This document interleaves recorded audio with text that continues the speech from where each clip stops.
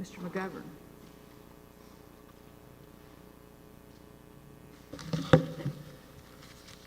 Good morning, Your Honor. May it please the court. My name is Glenn McGovern, and it's my privilege to represent Mr. Phillips, who is a driver who is accused of theft, was arrested, and the charges were dropped. The reason being the defendants did a defective investigation. Can you talk up a little?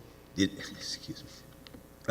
The case is before you today because the lower court, abuses discretion by giving defendants motion for summary judgment after determined all the facts weighed only in favor of the mover.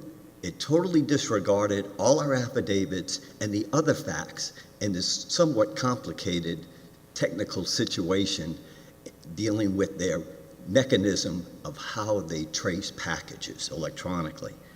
The court made credibility determinations that should have been preserved for the jury. Because of this abuse of discretion, we respectfully request this court to reverse. All the claims are similar in that, like, for example, on a defamation claim, the defendants argued there's no dispute that defamatory statements are protected by conditional privilege, thus barring their claim. In finding for the defendants, the district court stated, and did this over and over again in the decision, the statements about Phillips were defamatory per se when they accused Phillips of criminal conduct. Though the falsity and malice are presumed, defendants have successfully rebutted the presumption by proving that they made the statements in good faith and only the proper parties. The defendants actually made a PowerPoint demonstration about what they did to my client and what they should do, and sent that out to everybody and used that. And guess what?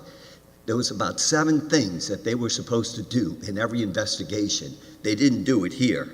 So am I right that your argument, I thought this was in your brief, your argument about lack of good faith or malice necessary to create a dispute of fact on the defamation claim, Right. is that one can infer malice because they could have investigated more?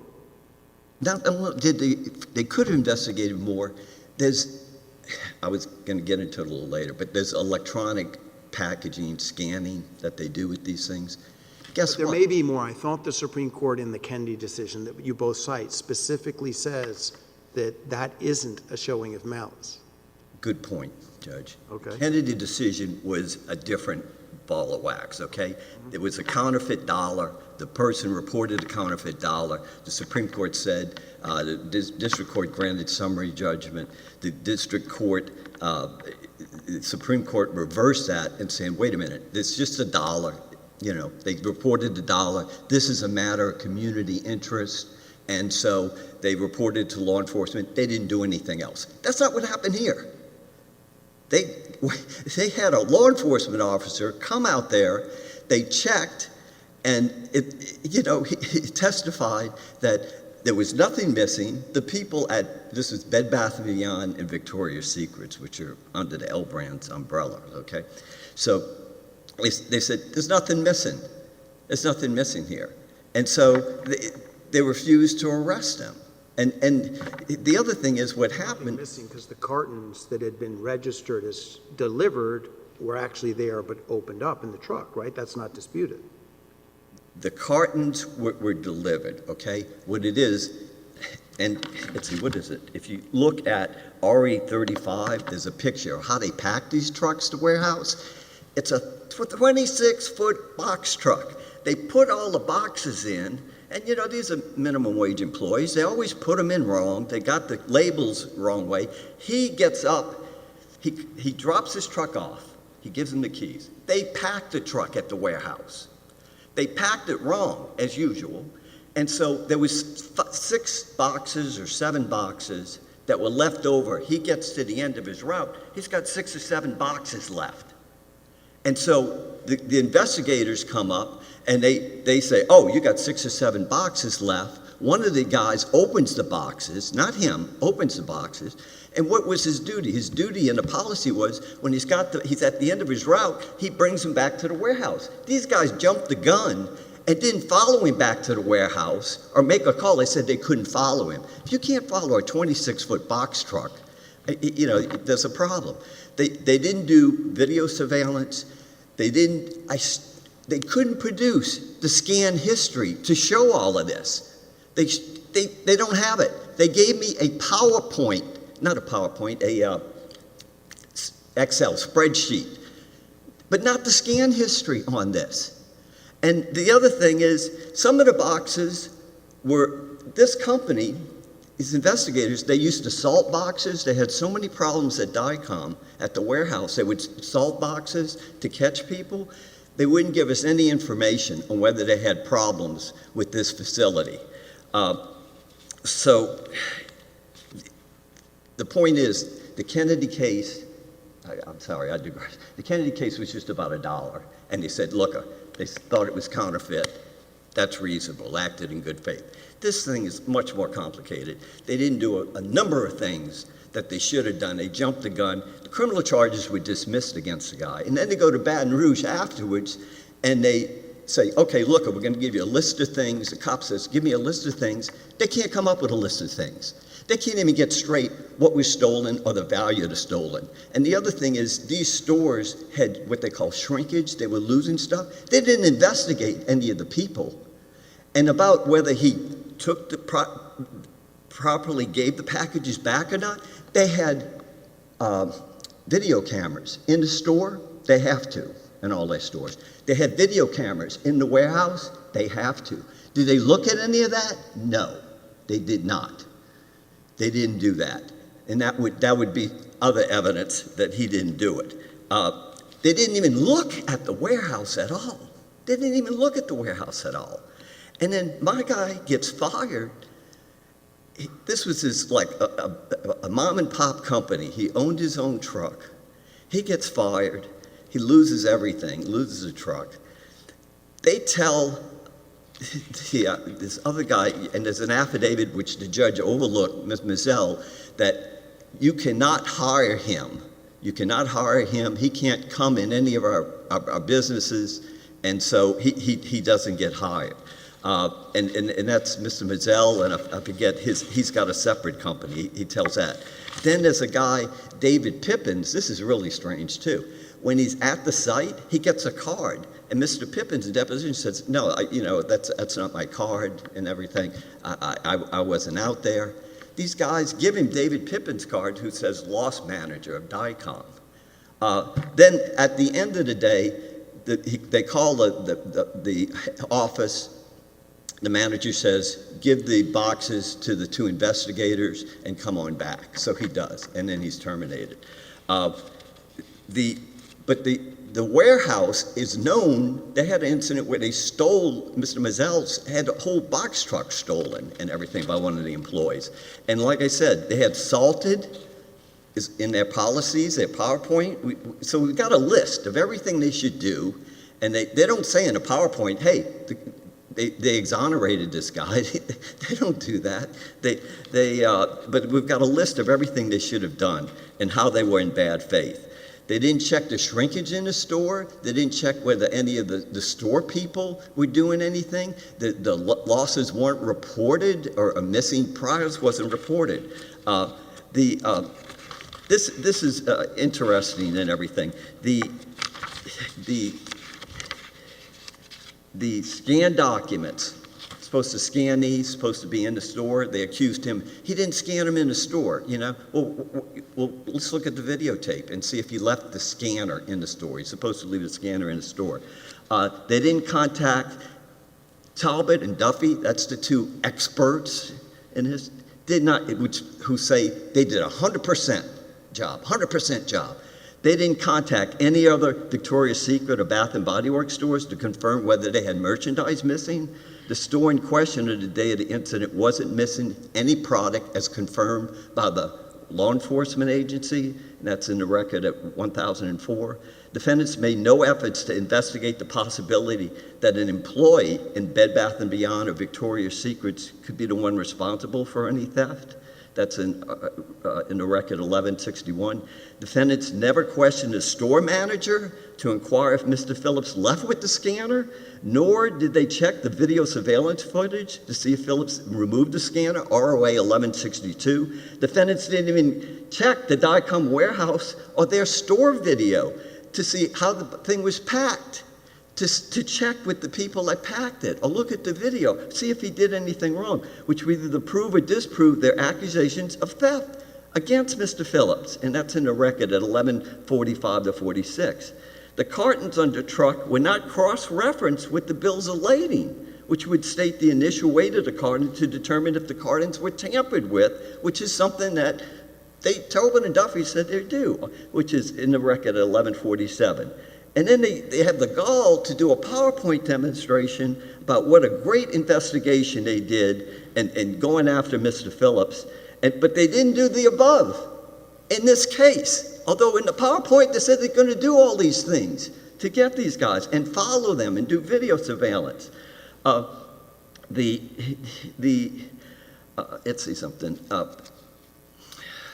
Appellants went so far to have constant contact with the Baton Rouge Police Department, promised them a list of what was stolen. Pretty simple, right? Never gave it to the police. They went so far as to tell prospective employees outside of L Brands, Mr. Mazzell, and you got an affidavit in the record which the judge disregarded, who had a company Rest Assured Delivery, that Mr. Phillips, was a thief, and he was unemployable, and he couldn't be, if he wanted a contract with the company, he couldn't get a contract if he had Mr. Phillips in the truck. The court did not consider or credit any of this information, only relied on the word of the defendant appellees, which constitutes a credibility determination and a determination of material fact at issue. If you read the decision, the judge is saying, he's making credibility determinations. You're not supposed to do that. You're not supposed to do that. Let's see something. Let's see something. The court neglects the fact. This is the other amazing thing too. We know there was the boxes are packed, so they go to each store. According to Duffy and Talbot, they had mixed goods. They had Victoria's Secret goods in the same box with the other goods. And then one of the officers, Talbot, I believe, opened the box. Then they take pictures. They can't even get the picture straight. They got 5 boxes in the pictures in the record. Then they say, no, in deposition, there's 7 boxes missing. The goods, he doesn't pack the boxes. Those are packed there, and they're labeled there. And it's clear that there was a flaw in the scanning, and they were called duplicate labels, which is not uncommon according to even their investigators. The district court relied solely on A.D. and Duffy and Sean Turbott's recently created argument, too, that there were social media posts. This comes up 4 years later, into the case. Social media posts, so that he was selling the stuff or implying that. But in deposition, they both admit they don't know who runs these things, who could run these ads or who was responsible for this. They never investigated the identity of those who posted the ad, which can readily be seen on a platform, and that's in the record at 1145, 1148, 1165. There's no evidence whatsoever that the Facebook post could be attributed to Mr. Phillips. But then again, the district court weighed evidence in favor of the defendants, made a factual determination that Phillips was involved in the theft, and the defendants were right in assuming he could be, which is a contested issue of material fact.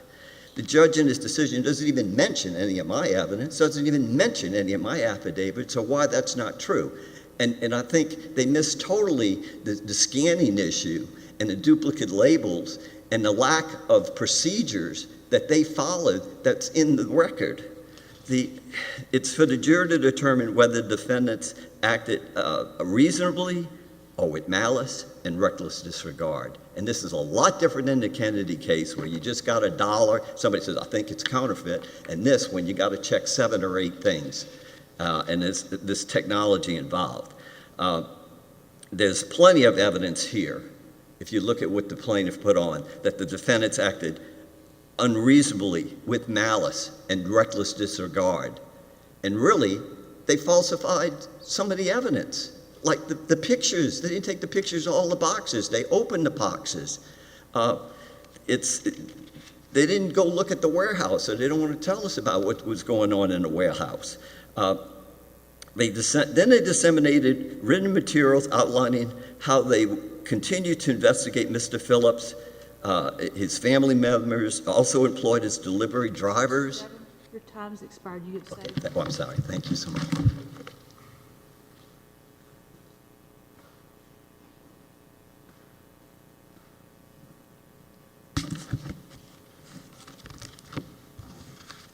Good morning. Please the court. My name is Andrew Smith. With me is my co-counsel Oliver Fry and in-house counsel for L Brands, Robert Stalter. A long time ago, in a courthouse in a colony then of the state of New York, what became the state of New York, a future president, John Adams, admonished a trier of fact when he told that trier of fact that facts are stubborn things. And you have to look at the facts in evidence when analyzing what is an appropriate result based on those facts. It was such a good line that President Reagan used it almost 200 years later in addressing the nation. Facts are stubborn things, and the stubborn facts in this case that are actually in the record before the district court and before this court, absolutely compel the conclusion that the district court's affirmation of defendant's motion for summary judgment should also be affirmed by this court. I don't want to engage in a tit-for-tat analysis of some of the allegations made by opposing counsel at this lectern, but I do want to point out several obvious discrepancies. Number one, Bed Bath & Beyond is not in this case. The entity for which Mr. Phillips was delivering goods was Bath & Body Works. Bed Bath & Beyond is not affiliated with L Brands. Another issue that needs to be addressed here, I think, is the issue of the alleged video surveillance. There's no evidence that video surveillance even existed in any of the stores or any of the parts of the warehouse that would be so accurate that it could hone in on a serial number written on a carton that would ascertain whether or not the carton was a duplicate or an original. And I don't want to go through in great detail what the facts of the case are. I don't want to belabor that point before this court. However, there are some unassailable facts that this court needs to consider. Number one, Mr. Phillips did drive as an independent contractor for DICOM in the spring of 2017. In the spring of 2017, objective evidence was provided to loss prevention investigators on behalf of L Brands, which noticed that inventory that had been marked as delivered to stores was in fact missing. This evidence suggested that there were problems in the delivery process. As a result of this evidence, with the delivery process that was presented to these loss prevention investigators, they conducted an observation of Mr. Phillips. This was coupled with an observation of product being sold in its delivery containers online through Facebook and Instagram. These facts are in the record and they are unassailable. What is also unassailable is when they observed Mr. Phillips on the day in question in June of 2017. When they entered the truck, they saw 6 cartons. Those cartons had been shown as scanned and delivered to the Mall of America earlier in the day. Mr. Phillips, also in the record, had no explanation as to why the scans showed that they had been delivered when they were now found on the truck. Mr. Tolbert did in fact cross-reference the electronic scan with the bill of lading. Mr. Duffy didn't, but Mr. Tolbert did. Upon observing this, observing the cartons in the truck, Mr. Tolbert called DICOM and spoke with Brad Hamilton, asked him, can you explain why these cartons are in the truck? Mr. Hamilton could not, also in the record.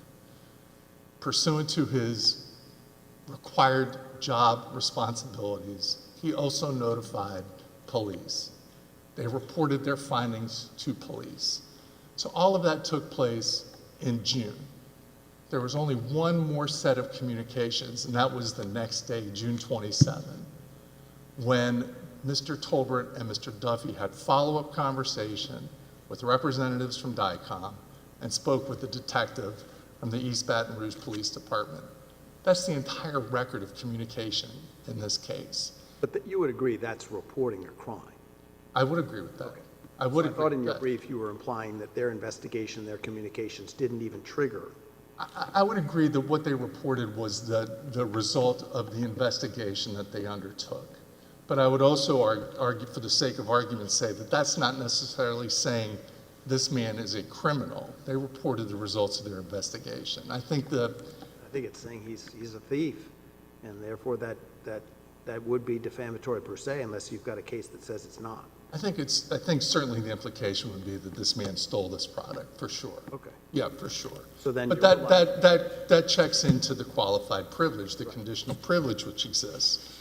But I would also say this about the investigation and the scope of the investigation, and this was addressed in a very thorough opinion written by Justice Weimer in the Kennedy case.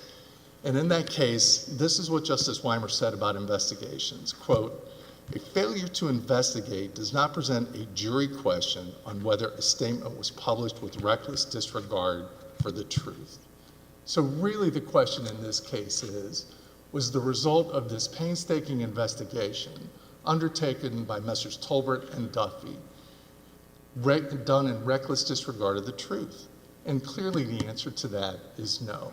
They reported their findings based on a series of observations and a series of events that they accurately relayed to someone within a business privilege and someone within law enforcement. And I would just ask the court to consider the application of the conditional privilege when one reasonably suspects criminal activity is ongoing.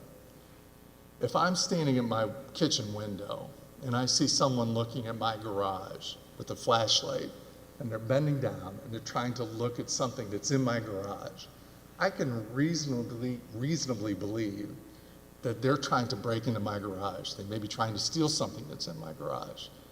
So I call the police and I report this criminal activity to the police, and the police come and they arrest this person with the flashlight. Turns out the person's looking for his lost dog. Does that make me liable for defamation? The Kennedy court addressed that clearly and said no, because I've made this report based on my observation, made in good faith, and that should absolutely throw a blanket of immunity over me from being subjected to claims for defamation. That's exactly what the Kennedy court did. That's exactly the case here.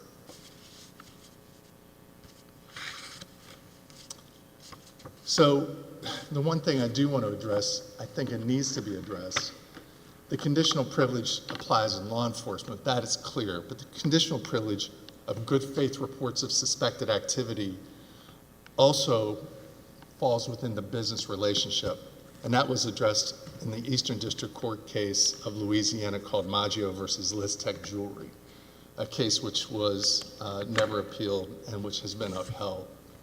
So the defamation claim fails because the conditional privilege exists. Defendants did not act with reckless disregard for the truth, and there's been no evidence presented. The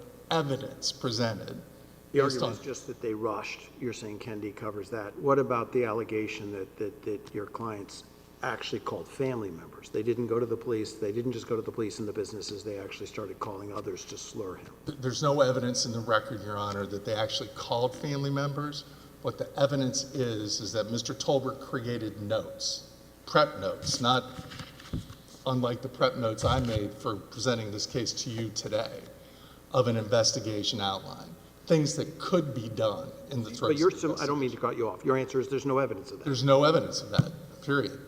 Period. The evidence is clear that he never did, in fact, contact family members. The only evidence related to family members are in Mr. Tolbert's prep notes. That's it.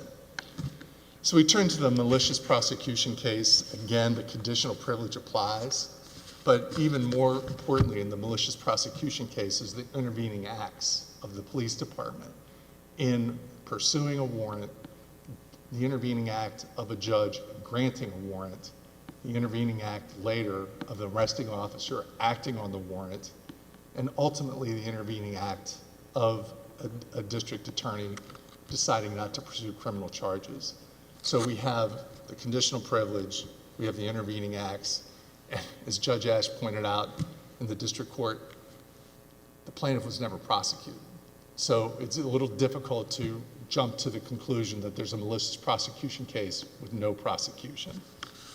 In terms of the negligent infliction of emotional distress case that exists in this case, again, we have the conditional privilege, but we also have that stubborn fact that this plaintiff was never diagnosed with any mental or emotional issues.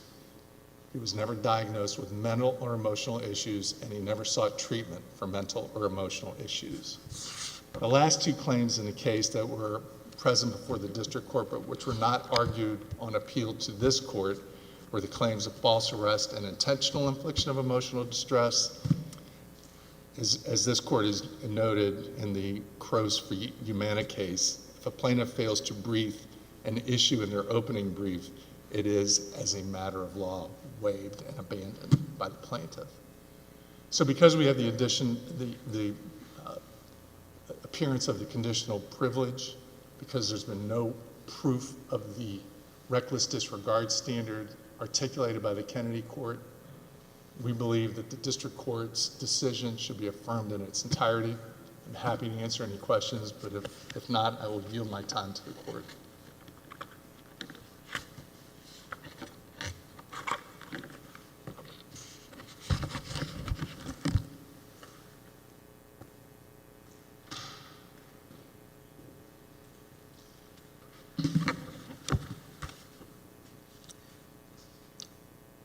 I apologize for confusing Bed Bath & Body Works with the other entity, Bed Bath & Beyond and everything, but it was L Brands, two L Brand stores, Victoria's Secret and the other one. They violated their own standards. They violated their own rules. You can look, it's in the record on RE 37, a list of how to investigate these claims. They didn't do it, and it's in their PowerPoint. The other thing is, about the video, they didn't check. Video was there. Why do we know that? Because in the record, they have standards for facilities that want to do business with L Brands. They require video in the warehouse, which they had here, and they require video in the stores so that they can deal with problems of theft and shrinkage by employees and others. They were in bad faith because they didn't follow their own policies. They didn't follow their own policies, and they gave misleading information and incomplete information to law enforcement. Law enforcement in Walker said, there's nothing missing, nobody's complaining about anything missing. There's no case here. You could go to Baton Rouge. He makes several phone calls and visits Baton Rouge, either Duffy or, I think it was Duffy, Eddie and Duffy. And the officer says, give me a list of what's missing. Never does it. Never does it. That's in the record. The items, there's an issue, about the packages. If you look at that exhibit, that picture of the truck, I think it's 35 in the record, how they packed the truck, you can see what happened here. They packed it in the wrong order. He puts all the stuff, he scans it, beep, beep, beep, everything looks okay. They got pictures in the record of all these two big carts that he's delivering it to the store. The people in the store sign off on it. Yeah, everything's here, okay? And then, you know, so he thinks he's delivered everything, but he's got these packages. He says, no big deal. I'll just do like I'm supposed to do. I'll bring them back to the store, you know, bring them back to the warehouse, and they'll be sent out wherever they're supposed to get sent out. These guys wanted to make a bust, jumped the gun, didn't wait for him to finish, didn't wait for him to go back to the warehouse, and then accuse him of these boxes, having these boxes. And something's wrong because the boxes were mixed up with goods for the two stores. It makes no sense. I don't know whether they were trying to salt the boxes or whatever, but they do this all the time. That's in the record. But we asked for information about the salting and asked Tobit, what about the warehouse? Did you check the warehouse? They didn't check that. Didn't check the warehouse, didn't check the store. And it's like that old Wendy's commercial, you know, with the lady, where's the beef? Where's the scans for him for that day? Where? They don't have them.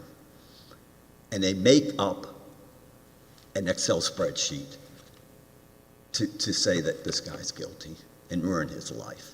On mental anguish or distress, say he didn't go to a psychiatrist, there's a jury instruction I use in every case, Fifth Circuit jury instructions, that's for the jury to decide what mental anguish this man went through. And you can't, you know, they decide.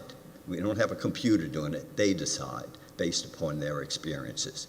This is a very important case in that they came up with a program, they've submitted it, and it's going to happen to other people in the community unless you tell them, this is wrong. If you're going to use this high-tech stuff, then do it right. Make it fair. Don't ruin people's lives. And don't give insufficient information and do an insufficient investigation and then file criminal charges against people which are dismissed. Thank you. Thank you.